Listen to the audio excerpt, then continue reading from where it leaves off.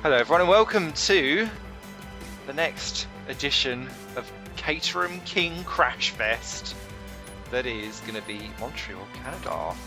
Bum, bum, bum. Do you know, I really like that title. Can we just retitle all the videos to that? Caterham King Crash Fest. The problem is that we didn't crash in the first... Oh no, you did! Yeah, no, we did crash. No, it's fine then. Sorry, I just thought we were doing false advertising for a minute. We always crash. One and or both of us. Yeah. But I feel that we are still doing better than Charles Peak. So, get out, Peak. That's something else we could do.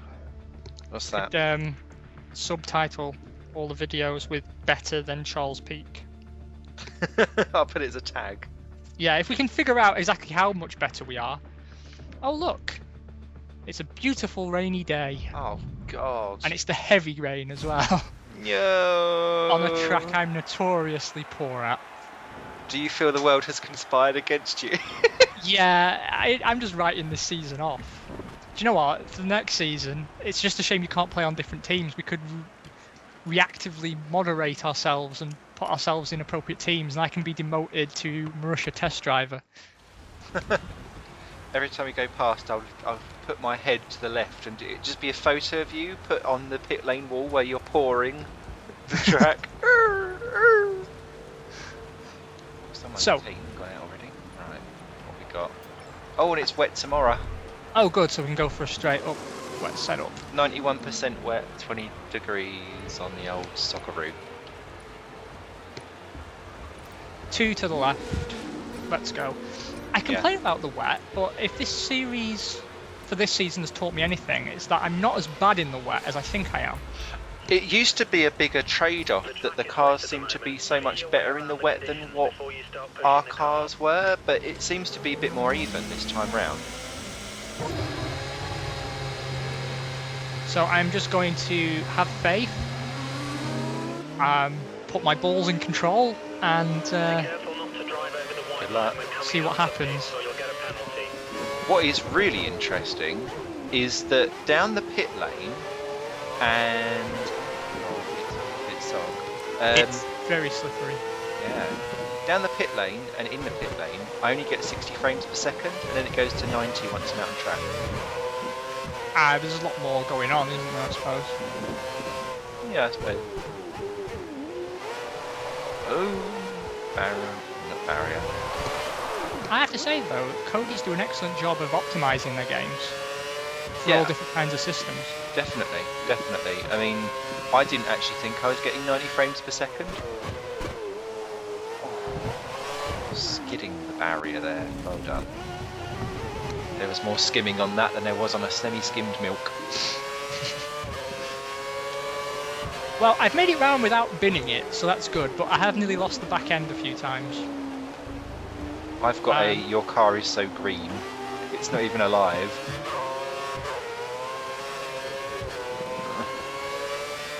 Mummy, no. How the hell do we brake? Not there.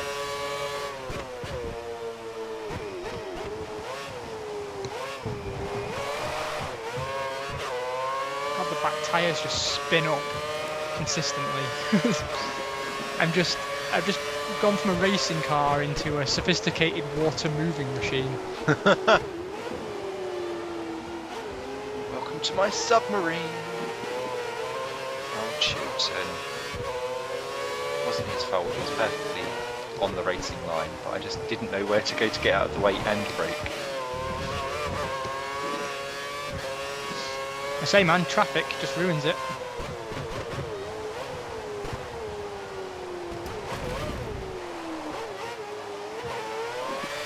I love all the puddle detail.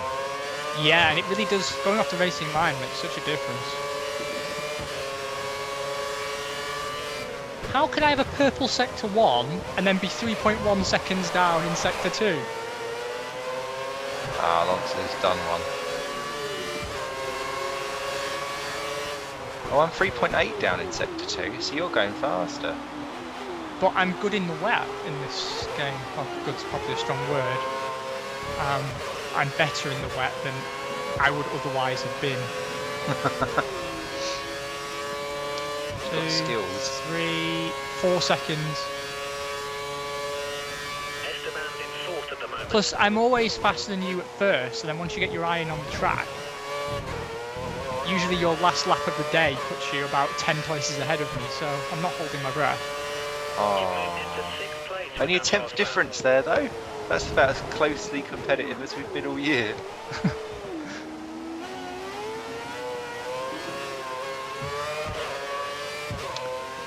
So, something interesting happened to me the other day. Whoa. As you may or may not know, I sort of really don't use Facebook anymore, and I haven't for about 3 years.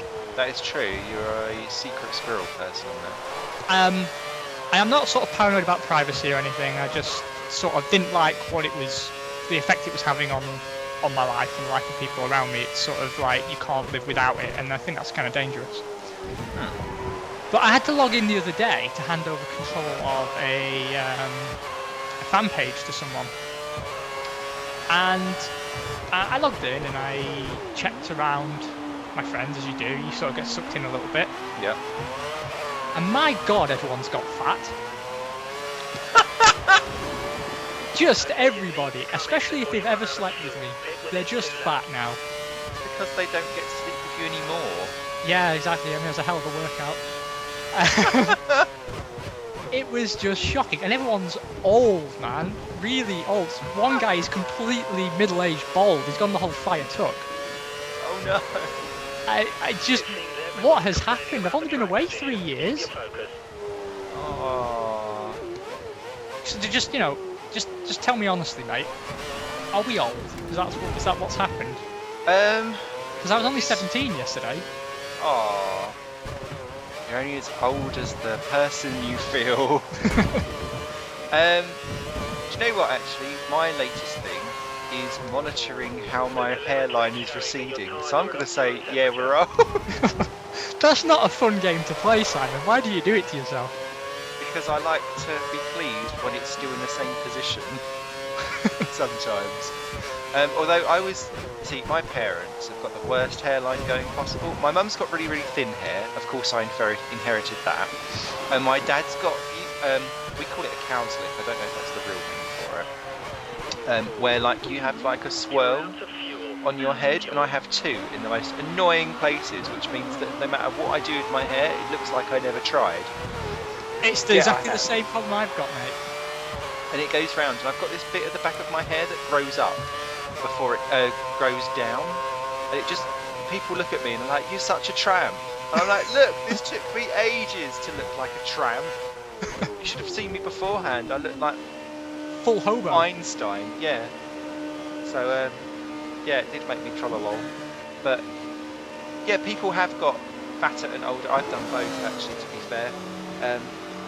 Which is why I'm going to do some more videos on me doing all of those fitness workout games, because they seem to make people laugh. And it actually did help me lose weight, and then I stopped doing it, and now I've just piled on the pounds. Not blaming the massive cheesecakes I eat.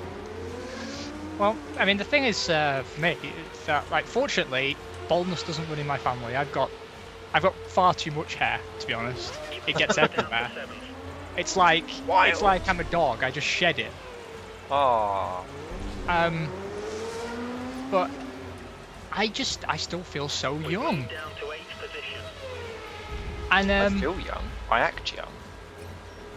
And I sort of, I don't know if it's our generation or something, but it just seems that some of us are staying younger a lot longer than perhaps our parents did, and others are really aging badly. And it seems to be a very British thing as well, because living in Germany I've had a chance to compare, and boy, we age ourselves prematurely. We really do. We put so much pressure on ourselves to have everything figured out by like 20, 21. I've got old school friends. I mean, for reference, I'm 27, right? Which on paper is not old, but it's starting to feel it. And I have friends now who have 2 or 3 children, and some of them are older than their parents were when I met them. and I can't get my head around it. I really, really can't, because like the German friends I have, some of them are already in their 30s and they're not kids. I've got 2 friends from the Netherlands who are 39 and 40 respectively, and they've just had their first kids. I wonder if it's a cultural thing, because we do, the British people, you're right, you do get pressure put on you to say, right, you must do this, you must do that. And there's like an inbred, if you're still in your 30s and you're going around and you're mucking about, actually you're then seen as a bit weird. Don't know why. Yeah, it's like, here, I have no problem at all walking into a nightclub. In the UK, I think I'd feel a bit self-conscious about doing it. They say you're desperate. I mean, because I didn't go to the club in the end because I was quite ill, and I'm not a clubby person, but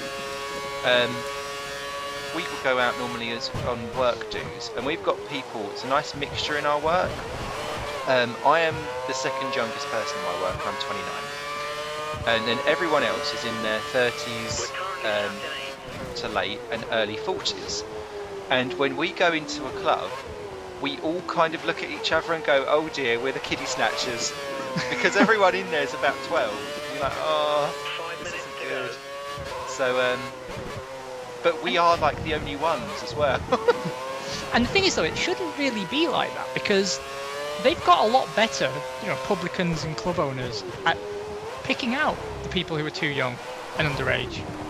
I mean, when I went back to the UK last, I got ID'd to buy a lottery ticket, which you have to be 16 for, by the way, if you're outside the UK. And if you don't have the ID, they won't serve you, even though you're quite clearly of age, because we had it in our local paper where someone refused to serve a pensioner for a bit of alcohol because they didn't have their ID on them. They were 74. Again, only in Britain.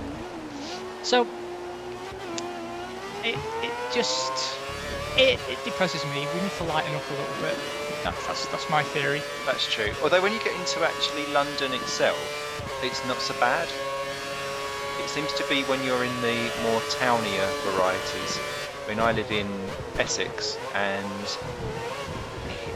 when I go out here, it's horrible because everyone is 12. But if I go to London and go out, actually there's a much better mixture of people. Yeah. To be honest, maybe it's that I'm in Berlin, and it's just a very international city, so it's a very strange place. I'm interested what you'll think when you come to visit, because a lot of the social attitudes that I came here with had to change dramatically. You've got an example of that? Well, by American standards, I'm probably a communist. By UK standards, I'm certainly on the left side of centre by a reasonable margin. Whereas here, I'm Himmler. 3 minutes to go. What's that? I'm Heinrich Himmler. I am just so right-wing compared to most of the people I hang around with, and it genuinely shocked me. Sort of. Right, I mean, it's a big protest scene here, right? Everyone will protest over almost anything, and that's fine, that's democracy, they've got the right to do so. Right? And everyone's going to listen to this story now and think, God, Ben, you're a complete bastard. But, like, I don't get a lot of time off work. We're only talking in the last episode about how I'm now a casual gamer because I'm so busy all the time. Yeah. And I live on a main street, runs right through the centre of the city. It's 2 lanes in each direction, they're expanding it to 3. It's a busy thoroughfare. And obviously that's where they want to demonstrate. And then these demonstrations happen, and they go on and on and on, and for half the day I cannot cross the street, which is just a personal inconvenience to me, and I certainly wouldn't take away anyone's freedom of speech because I can't go across the street to buy an ice cream. They've taken away your freedom of speech to get the ice cream. Exactly. I actually I joined a march on Syria the other day accidentally because I was trying to get to an ice cream stand. You weren't trying to get to Syria. I had to walk with the protest to get to a point in the road where I could complete my crossing of it. Boo, Mississippi mud. Boo. But anyway, back on point. Yeah. There was a good number of protesters, but there was an obscene number of police officers, right? And we're talking vans, riot vans, completely full of officers. There must have been hundreds of them. And then there was a caterer there who was feeding them. And I pay a lot more income tax here than I did in the UK because a lot more things are state funded, and I'm in favour of that generally. But my God, how much must it cost to have all these coppers stood there doing absolutely nothing? And I raised this issue with some people, and they genuinely looked at me like I was in The Hague up on trial for war crimes. It was like the very notion you would question the legitimacy of a well-policed protest every day of the week. It's just shocking. And I just think, well, don't you think like there's better things we could spend our money on? Like, couldn't we just get everyone to demonstrate about their issues on one day, and then, you know, the other 5 or 6 days of the week, you know, everyone just gets on with their lives? I mean, you know, it was just a question. It's not like I'm saying ban it. I wasn't aware that Berlin was such a massive protest city. Oh yeah, I mean the punk scene is massive as well. There's a good number of them, yeah, and everyone's a bit unconventional. It's kind of the place where you go if you don't really want to grow up, I suppose. Amazing. Oh wow, look at our qualifying results. I know. I mean, 16th. Last season I would not have been happy with 16th, but this season, very very happy with 16th. Buggered that. Ah! And I don't feel too bad because you and I are separated by less than 4/10.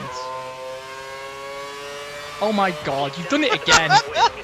I don't feel like I should really have had that lap because I kind of fucked the final chicane up and smacked the barrier and probably gained time, so sorry.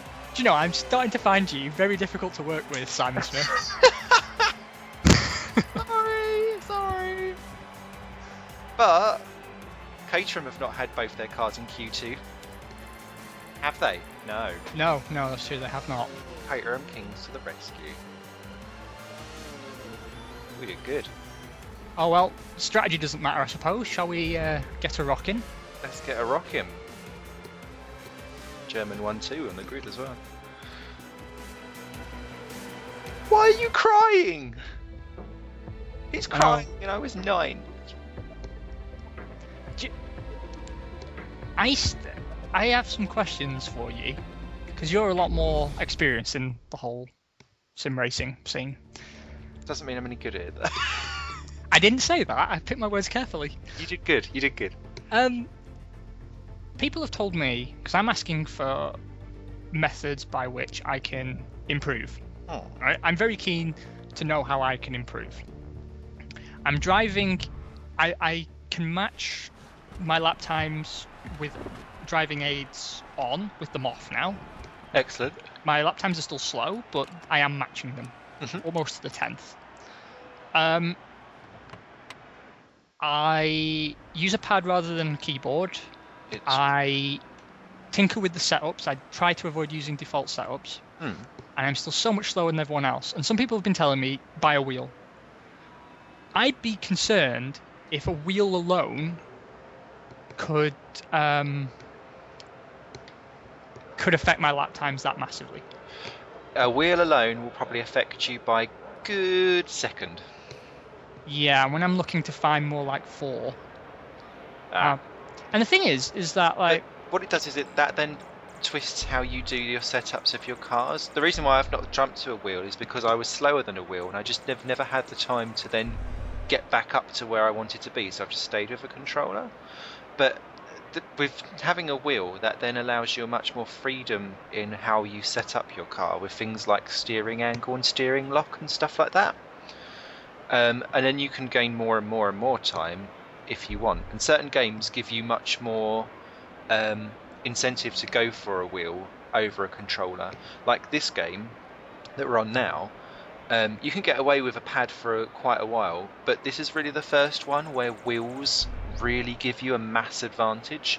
And having played online very, very briefly with a couple of people who do play on wheels, it gives them the smoothness, which unless you get your controller set up perfectly, you will really struggle to get on a pad. So maybe it's time to spend some cash, huh? Um, Because, I mean, I get a lot of hours out of these games. It's not like it's a poor investment. I just resented the idea that I had reached my maximum, and my maximum was so slow. I mean, like, if you ignore Monaco, yeah. I mean, I seem to drive a lot better single player as well. The car seems to handle differently too, but enough excuses. I, for the most part, generally don't spin, don't crash, stick to the racing line. I use my curves when I remember I have it. You know, I'm generally consistent for the most part. It just so happens I'm consistently bad. And I just sort of didn't like the idea that the only way I could possibly improve on that was to go and spend, 100, 150 euros on a semi-decent race wheel.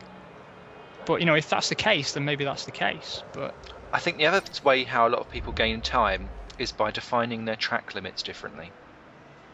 When I do the commentating on the stuff that where people are so much higher up the grid, when I watch them against how I watch the back of the field, they have got their car set up and their own mindset so that actually they run all the way out to the edge of the curb and they only have 2 wheels on the curb, which is still legal.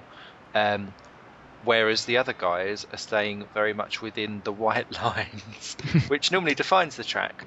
But also then that means that they're a little bit more pointy, which means that they don't quite get the power down as so early. And when they do, it's a little bit more stuttery because it's not so directionally forward. It's more angular, and it builds up over time. I think over the course of a lap.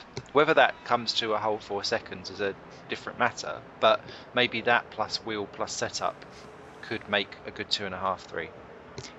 yeah, I think I'm just going to keep my head down and crack on with it. I do still feel, though, that there is cheating going on to some degree.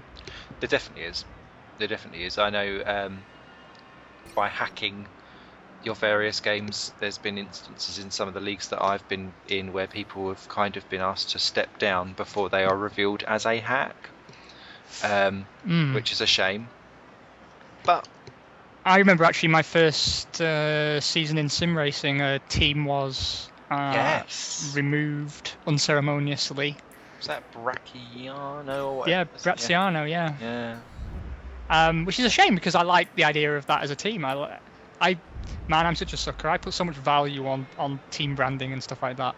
I think that's the way to get league racing interesting. You've got to make the teams as important as the drivers. That's why GPVWC, which everyone should check out, is so good because it lets you develop your car, and it encourages the transfer market to be shaken up. Because the problem with traditional league racing is that all the cars are equal, so everything is down to the driver. And drivers make friends with team owners, or they are the team owners themselves, and they never move. And the grid consistently stays about the same level the entire time. And it's dull. You have to make it watchable, like something like StarCraft or League of Legends is. And to do that, you've got to mix things up. Oh. Okay. Shall we get a rock in? See, it's starting off dry, interesting for strategy. Codemasters, my thing, I would like to have known before I start the race what the general prediction is for when the rain will come in, like any normal team would have. Because what I'm thinking is, do I start on option and wait for it to rain, or will I go further on the prime so that I've got more time on the dry, so that I don't pit and then have to pit a couple of laps later because that's when the rain's coming? That's a very good point. Of course, it'd be kind of unfair to tell you that, it's raining at the start of the race. But I think with a figure of 91%, I think, and it is just a guess, that the rain's going to come in quite early. But also, I think I'm doing a bit of a better job than I have done previously of looking after my tyres. I'm going to risk it for a biscuit on the options. Do it as well. Simply because I don't think I can have the bad luck twice where it only rains on the last lap and ruins everything. But what percentage of rain was it there? That's the thing. Because I can't remember now. But I think it was something like 65. I can't remember because I always take the threat of rain very, very seriously. I'm sure it was mid-60s because I remember getting to the end of towards the end of the race and I was like, it is not going to rain, and the percentage wasn't really that high when you think about it. It was only just over half. So, to me, 65 is essentially 50-50. Mathematicians may disagree, but I think in game logic, it's binary, isn't it? It's just I didn't see it as a risk. Unfortunately, it was. Am I running heavy on fuel? No, I'm not. Good. Okay, ready whenever you are, Skip. Right, I'm switching then. I'm going to go longer on my tyres. Let's see whether this was a stupid move to do. Well, the good thing is one of us is going to look a complete moron, which is good. It makes for entertainment value. We're doing this for the audience value. That's the thing, Good luck to you. That's the thing, you see. Everything has got to be semi-watchable. I don't believe I'm necessarily watchable. I think the game is interesting enough to watch that it doesn't really matter who you put over it. You did rock that quali.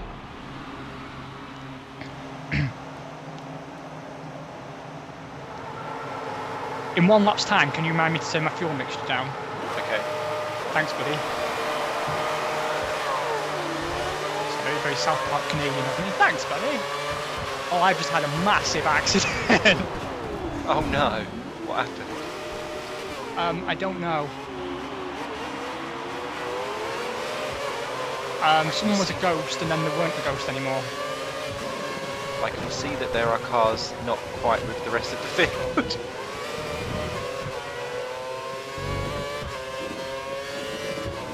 Well, that's ruined that for me. Oh no. That's alright. Weather may play a part. Come on, positivity.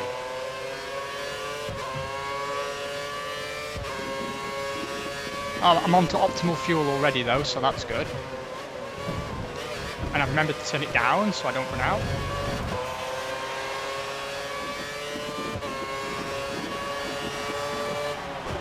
Oh my god, I pulled away from somebody. Woo! What witchcraft is this?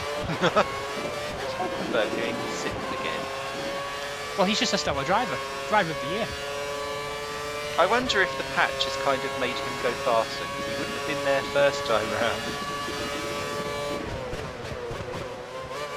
In fact, I think the patch has made the McLarens go a bit slower. This is all just conspiracy. Hulkenberg's gone a bit faster, Gutierrez has gone a bit slower as well, actually, because he was a bit overpowered. Heavy rain in a few minutes. Oh, crap. Oh, I've just gone wide into turn 3 when I was about to pass button. Oh, rain already. Or spitting. Oh, this is a bad... The idea to do the tyres was a sound one.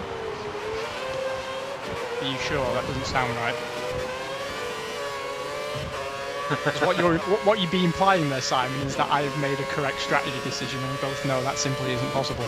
I think you have, mate.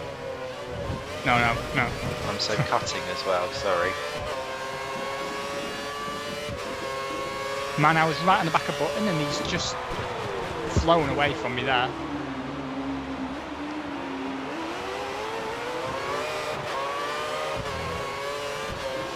Did you put your fuel mix down, by the way?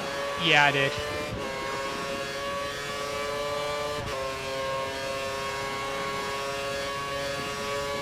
Damn, I was just shy of DRS on him. That's alright, it's not on this lap. Oh god, yeah. Do you think DRS has become too much of a big part? No. Honestly, no. I think now the FIA has done everything possible to encourage overtaking in the sport, and it's down to the drivers.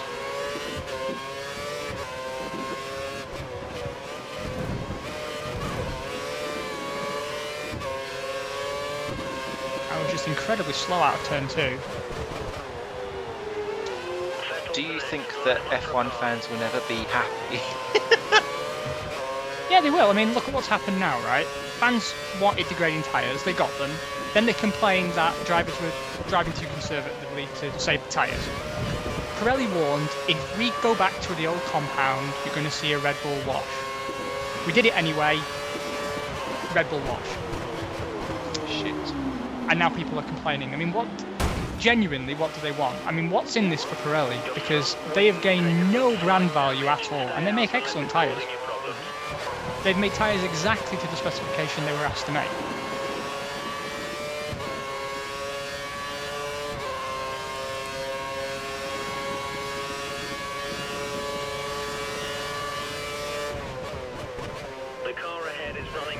I've made a right boo-boo down at the hairpin. It's because my racing lines are slightly dubious. On the whole, have I just cut the track slightly?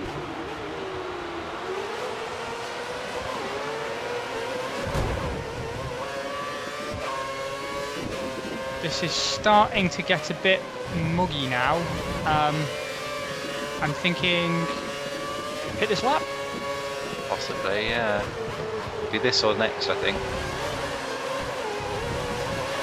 I think queuing up would be the right thing to do in this case.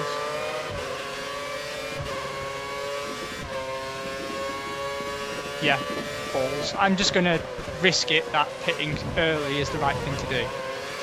Which is good news for you, because that means it isn't the right thing to do and you should stick out.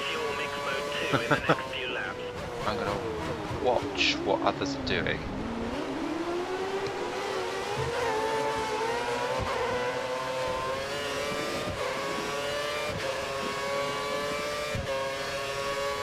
Pass the car ahead. He's 4 seconds up the road, mate. You're having a laugh. Oh my god.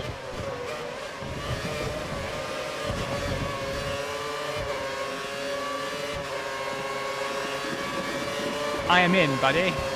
Okay, I am still going because I appear to be much better in the change than they are because I'm on the other tyre, I think.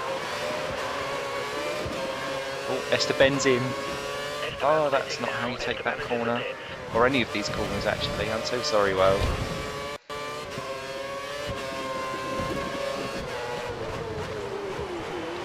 I am last, but not for much longer. Behold my wet weather tyres. Woohoo! Did you go wet or inters? Wet. Behold my wet weather tyres that have no grip at all. Stay out. Oh no.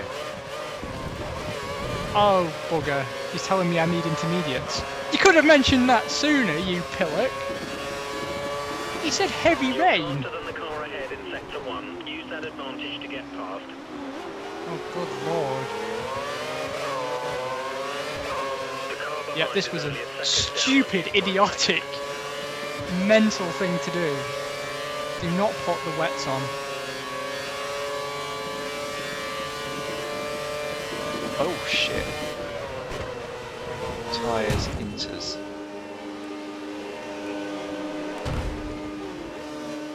Intermediate tyres confirmed.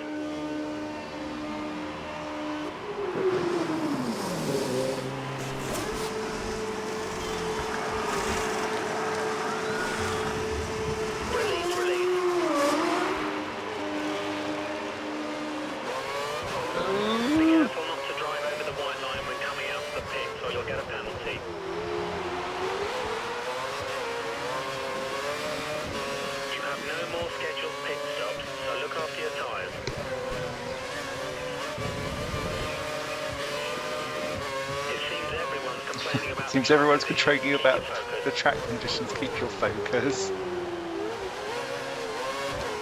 Oh, I can't see anything.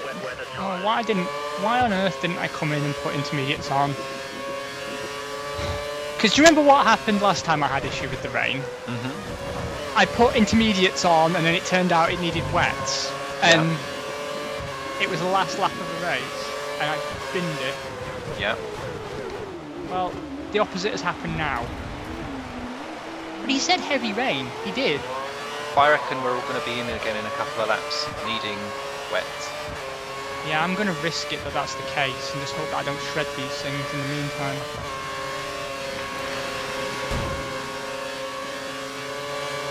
Oh! You've fallen to 7th. You're in 7th. I could see Perez in front of me and was like, no! We're still good. We're still in the points. You're locking your front tyre. Oh my Try god. adjusting the Right. balance back. All I'm going to say is I'm really sorry because the car is really inconsistent. So there's times where I think that I am cutting, and there's times where I'm not really intending to, and they're not necessarily the same thing.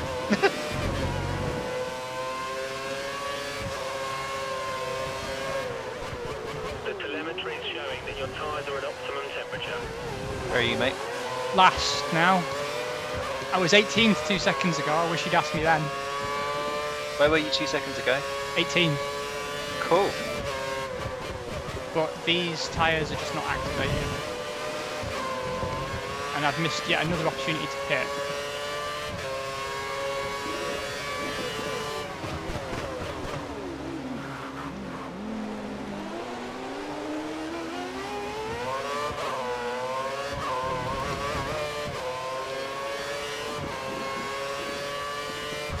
Oh, now my tyres are at optimum temperature.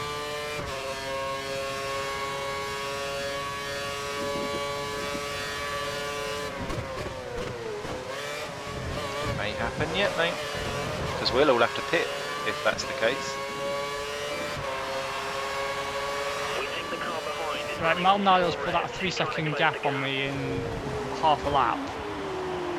And my race engineer keeps telling me to switch to intermediates. And I'm really not sure what's going to happen here.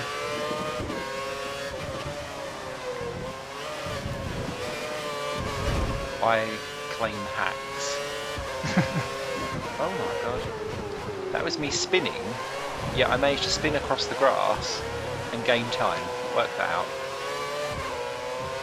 That's a hack. Right, I'm putting intermediates on. It might turn out to be stupid, but like I said to you, it was stupid of me to pit when I did, so we know that. Esteban's in the pits. Esteban has pitted. As long as you don't do what I do, your strategy is usually a pretty safe bet. The gap to the car ahead is around 2 seconds. If this rain picks up now, I am going to kick off. I want to hear you crying. I want snot down your nose.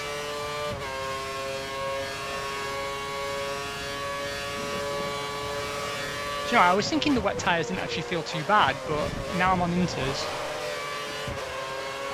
I'm You just feel thinking, the difference. yeah. Your target lap time I'm just is bouncing off the 5 rev minutes limiter in 22, first gear, right constantly 22. trying to get around corners. Oh my god. What? The rear tyres are going blue. You know what this means, don't you? Wet? Yes.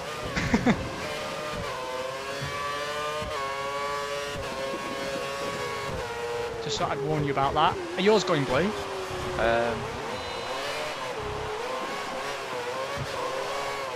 Yeah. But they're like... I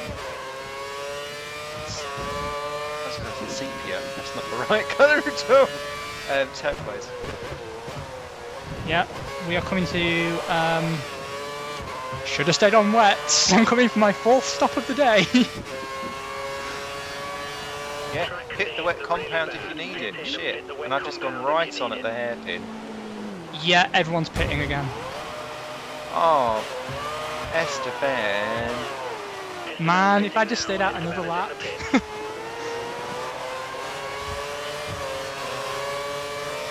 could be interesting. Tyres, wet. Have you? Ah, Okay, wet tyres for next box. see my problem? I'm just a visionary.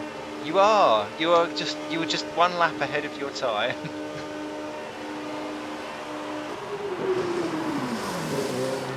You're going to lap me this race, I think, mate. Exit now.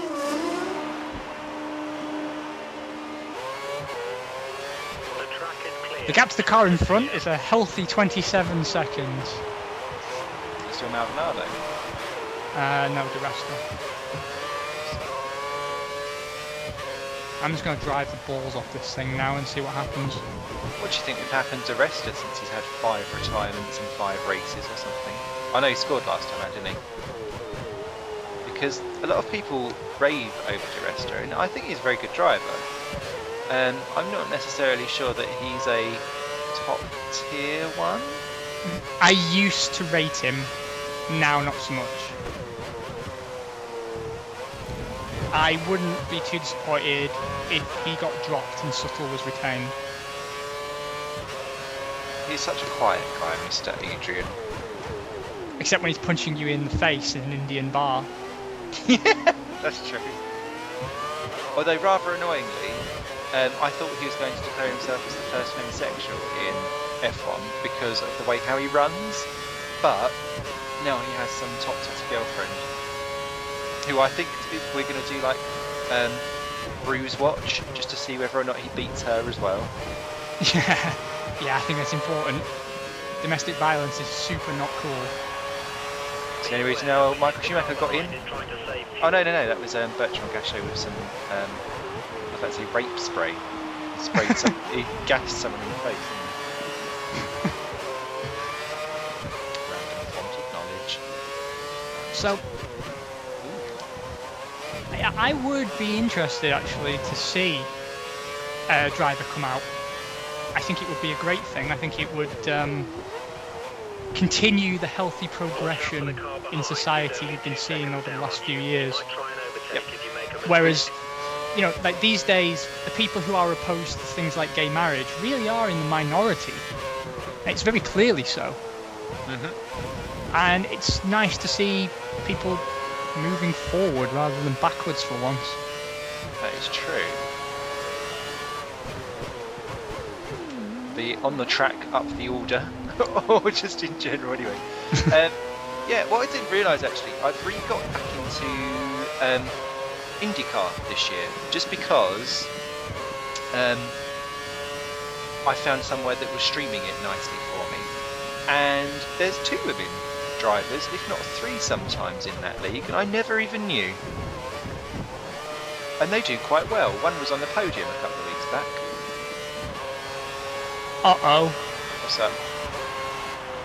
If you look in your damage and tyre wear menu, in front of the engine there is 9 squares. Yeah. They are all red. You've over-revved something somewhere. Yeah, now what is that? That's not gearbox, is it? 'Cause that's at the back. Is that KERS? Yes it is. I have no KERS. Ah. That's okay, because 50% of the time I don't even know I have it. I have transcendental KERS. It is, yet it is not. Does your KERS have a little cross through it then? Because that's how it tests if it's off, for me. No, I think it's damaged. I think it's broken, so it's gone red. If it's just having a fault, you get the cross. Oh, okay. I think. I've never had that before.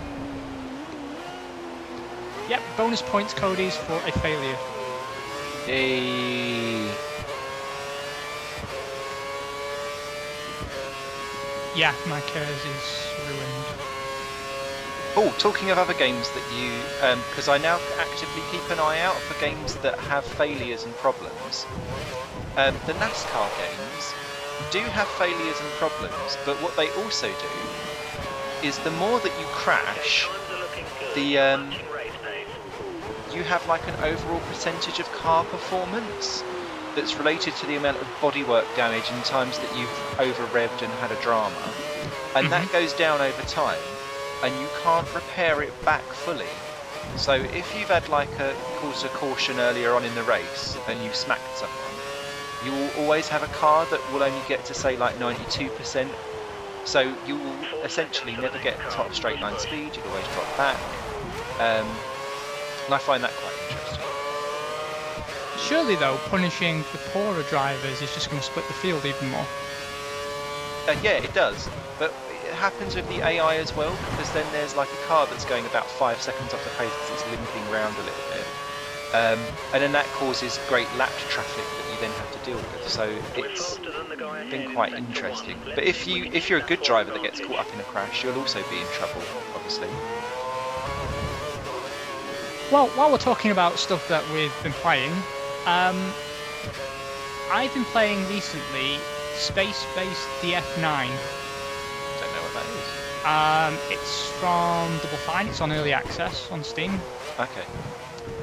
It's not particularly low price early access, and I bought into it against my better judgment. Oh no. It's Double quite- Fine have got a good history though. They have a good history up until the invention of Kickstarter. No, I mean they do. I mean, I'm not denying that they're very talented people, but this is a paid alpha, the third one now, I believe, and nothing has come out. Like the game they kickstarted, Double Fine Adventure, they had to kickstart it again, and then they put out another game, or they started another game, which was basically there to fund the first game, and now this is out there. Oh. And you have the usual debate on the Steam forums, why is everyone hating on this title and everything, and I had to chip in and say, look, I bought into it because I really, really like the idea, but I'm working on the assumption that I've just lost my money, because I don't expect them to complete this game. And if you read the frequently asked questions on Double Fine's own website, they say they will develop it as long as it's making money to pay for its development, which means as soon as people stop buying into the alpha, it'll cease. That's a bit. And this is something I want to talk to you about, because there are a lot of games that have been on early access for a long, long time. Yeah. Have you bought, in the last 2 years, an alpha or early access game that has since come out? Yes. Who did you buy? Ooh.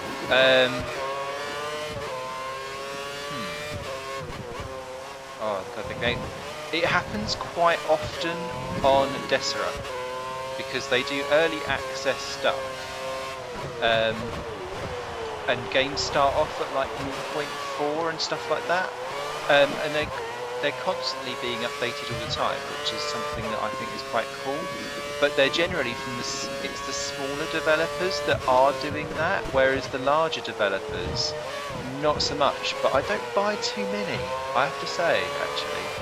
Well, I didn't want to cut you off because you were making an excellent point, but I was talking about Steam specifically. Ah, okay. Steam. Because we all know Steam doesn't actually quality control anything that goes on there. But sorry, go on. What early access have I done? Kerbal Space Program. Is that still considered? Yeah, that's still alpha. So that's still going. But I mean, that's actually being updated very, very frequently. Yeah. Like that, I don't mind. But that's an exception, not the norm. The only other one that I can think of that I've definitely done is Audio Surf 2, which literally only went alpha about 2 weeks ago. So I honestly don't think I can say. But Because I do hear a lot of people, well, not a lot of people, I have heard people say the same thing. Because I have quite a few early access titles in my Steam library, and they aren't cheap. Like, don't think you're getting a good deal at all. I mean, I've paid, I think the average is something like $17.99, which admittedly is not a full price title, but if the game never comes out, then you don't realise that's saving anyway. Yeah. Do you know what I mean? Sorry. Oh god. I completely lost control of the car. Take each other off. That was my fault, I'm so sorry. 7th, nice work. Right. I appear to be a bit lemming. Continue on though, sorry. Now, here's the thing. Not a single one of the early access games I've bought into this year has come out, and some of them haven't even been updated. And Steam seems to be doing nothing about it at all, because they get their 30% and they're quite happy. And I think what we're seeing now is an era where there are some very sketchy developers out there who are taking ideas to market, we're buying into them, and then they're taking the money, because they're basically getting the incentive before they've completed the task. Yeah. And I wanted your thoughts on this. I think there needs to be a proven history of what you've done beforehand, because isn't it Towns is one of the ones that caused a massive problem? Yeah, I bought into that, and apparently the developers are suffering from burnout. Okay. Second so time it's happened according to the community hub. What of these people doing a game? No, of suffering burnout during development. And I sympathise. Like, I understand if you're in a creative job, you can burn out, you can get very tired. But to me, in order to have achieved the level of burnout, you would have to have released a bloody patch. They have taken money in good faith, and I know legally or whatever, there's loopholes, especially with Kickstarter, that you're never guaranteed to get a finished product, and you're not an investor. It's a donation. But with Steam, that's different. Steam to me is a marketplace for complete games, and you buy those on faith that you are going to get a game at the end of it. And Steam should take a responsibility to ensure that happens and refund people in cases where it doesn't. You know, why did the developer have to have the money straight away? Why can't Steam take the sale, hold on to the cash until the developer delivers, and the developer can use that as collateral on getting a loan extension? You're saying we are guaranteed this amount of money, it's in a pot somewhere. The only time I could see that not working is if they desperately do actually need that money. But what I find increasingly is that companies are hedging their bets, and actually sometimes they could really complete that game on their own funds if they wanted to, but they're just being safety netted. It's very difficult. I think you're going to see a legal precedent set down for this kind of stuff. Yeah. Quite quickly, because it literally is money for nothing, and so many people defend it. I mean, my other issue is that a lot of times you're starting to see now that you're paying more than the retail value of the game. Yeah.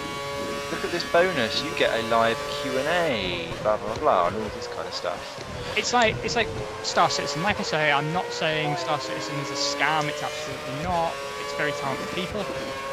But why on earth are they selling out of ships priced at $1,000?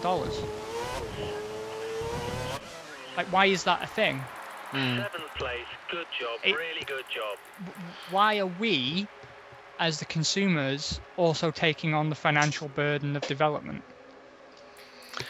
Yeah, and it's very clever how they do it as well, because where I'm looking at leaving my job and going into being my own business, a lot of the things that a lot of business calls and classes talk to you about is conveying your story and how you are the person behind things, and that's very difficult to then monetize and put a value on. And you can kind of say things like, oh well, you get to put forward your say on things that should happen in the future.